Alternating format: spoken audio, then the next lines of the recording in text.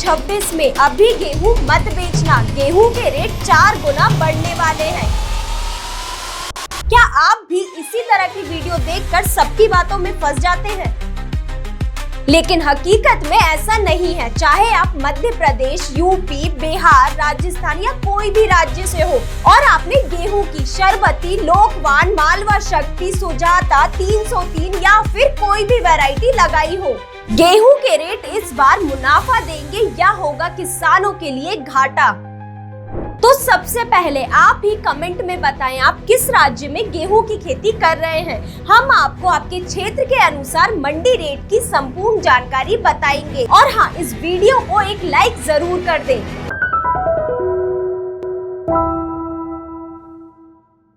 नमस्कार किसान भाइयों, स्वागत है आपका कात्यायनी ऑर्गेनिक्स के YouTube चैनल में। तो चलिए इस वीडियो को शुरू करते हैं। लेकिन उससे पहले अगर आपने अभी तक चैनल को सब्सक्राइब नहीं किया है तो कर लीजिए। तो वीडियो को शुरू करते हुए सबसे पहले बात करते हैं उन गलतियों की जिसकी वजह से गेहूं के रेट अच्छे नहीं मिलते हैं। और ये आखिरी वाली गलती तो भारत के 90% किसान गेहूं को बेचते टाइम कर ही देते हैं। तो ये गलतियों को आप बिल्कुल ना दोहराएं। और साथ ही में आखिरी में जानेंगे हर एक राज्य में गेहूं के क्या रेट चल रहे हैं। गेहूं की सभी वैरायटी के रेट इस वीडियो में मैं आपको बताऊंगी। गेहूं की कटाई होने के बाद हर साल किसानों के मन में एक ही सवाल आता है, गेहूं अभी बेचें या थोड़ा रुक जाएं? क्योंकि कई बार ऐसा होता है कि हम जल्दी में फसल बेच देते हैं और फिर कुछ दिनों बाद वही गेहूं 200 से 300 रुपए महंगा बिकने लगता है। तो आखिर ऐसा क्या फर्क पड़ता है जिससे कुछ किसानों को भाव अच्छे मिलते हैं और वहीं कुछ किसानों को बहुत ही कम? आज हम आपको वही असली कारण समझाएंगे जो सीधे गेहूं के रेट को ऊपर या नीचे ले जाते हैं। सबसे पहला, गेहूं का दाना तय करता है रेट। सीधी बात समझिए,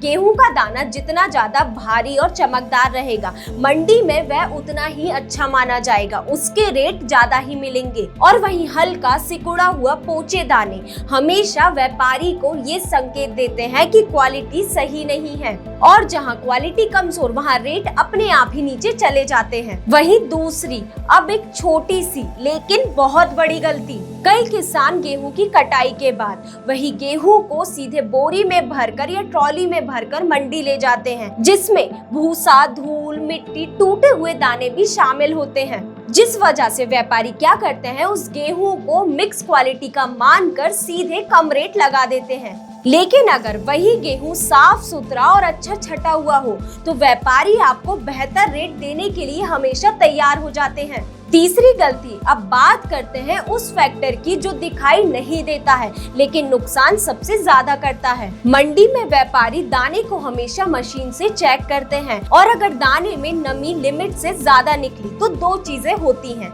या तो रेट सीधे काट दिया जाता है या तो वो गेहूं को लेने से मना कर दिया जाता है। इसीलिए कटाई के बाद गेहूं को धूप में अच्छे से सुखाना बहुत ही जरूरी है और यहीं पे किसान हमेशा गलती कर देते हैं। अब एक और आम गलती जो किसानों से हो जाती है, गेहूं की फसल की कटाई में जल्दी और देरी दोनों में ही नुकसान है। तो अब कंफ्यूजन ये है कि गेहूं की कटाई कब करें।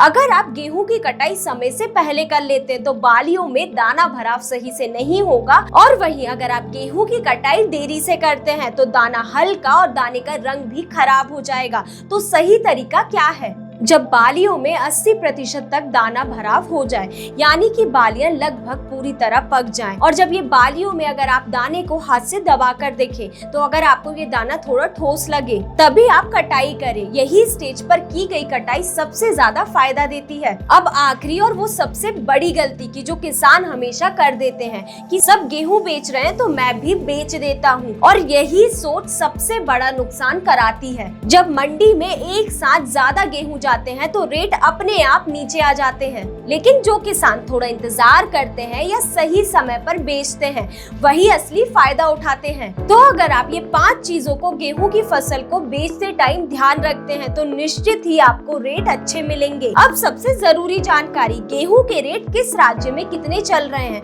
जो हर एक किसान जानना चाहते हैं। लेकिन इससे पहले किसान भाइयों, हम आपके लिए हर एक फसल से जुड़ी बुआई से लेके कटाई यहाँ तक की मंडी भाव तक की जानकारी जानकारी समय समय पर लाते रहते हैं, तो इस चैनल को जरूर सब्सक्राइब कर ले, जिससे आपको हर एक फसल की जानकारी सही समय पर मिलती रहे। तो सबसे पहले बात करती हूँ गेहूं की लोकवान वैरायटी की। इस सप्ताह भाव 1800 से लेकर 2821 तक देखने को मिले। वहीं मध्य प्रदेश के इंदौर, रायसेन, भोपाल जिला और हरियाणा, यूपी, राजस्थान में BBW 303 के भाव 2400 से लेकर 3000 रुपए तक देखने को मिले। और वहीं गेहूं की शरबती वैरायटी के रेट मध्य प्रदेश, उत्तर प्रदेश, हरियाणा समेत कई राज्यों में 2800 से लेकर 4423 रुपए तक देखने को मिले। और वहीं गेहूं की सुजाता वैरायटी का भाव 2500 से लेकर 2973 रुपए तक देखने को मिला। वहीं गेहूं के मालवा शक्ति का भाव 2345 से लेकर 2617 रुपए तक देखने को मिला। तो किसान भाइयों, आने वाले दिनों में गेहूं की स्थिति को अगर समझा जाए तो इस साल अच्छी पैदावार के चलते मंडी में गेहूं की आवक बढ़ने वाली है। और जब मंडी में ज्यादा मात्रा में गेहूं पहुंचता है तो इसका सीधा असर रेट पर पड़ता है, यानी भाव में थोड़ा दबाव आ सकता है। अब ये सवाल सबसे जरूरी है कि गेहूं अभी तुरंत बेचे या स्टोर करके रखे, तो इसका जवाब एक जैसा नहीं है। ये पूरा आपकी स्थिति पर निर्भर करता है। अगर आपके पास भंडारण की सुविधा नहीं है तो बेहतर ये होगा कि गेहूं की कटाई के बाद गेहूं को ज्यादा दिन रोकने की बजाय आप सीधे बेच दें, क्योंकि बिना सही भंडारण के गेहूं के दानों में नमी बढ़ सकती है, घुन जैसे कीट गेहूं में लग सकते हैं और क्वालिटी गिर सकती है, जिसके बाद और भी कम रेट आपको देखने को मिलेंगे। और अगर आपके पास स्टोरेज की अच्छी सुविधा है और अगर अभी मंडी में भाव कम चल रहे हैं तो अभी आप स्टोरेज करके रख लें और फिर जैसे ही भाव में तेजी देखने को मिले आप तुरंत बेच दें। तो यही थी संपूर्ण जानकारी इस साल गेहूं के रेट कैसे देखने को मिल सकते हैं। तो अगर आपने भी गेहूं की फसल लगाई है तो कमेंट में अपने क्षेत्र का नाम जरूर लिखें, ताकि हम आपको सटीक गेहूं के रेट बता सके अपने क्षेत्र के अनुसार। तो किसान भाइयों, अगर आपको ये जानकारी पसंद आई हो तो इस वीडियो को लाइक करें और चैनल को सब्सक्राइब करना ना भूलें। धन्यवाद।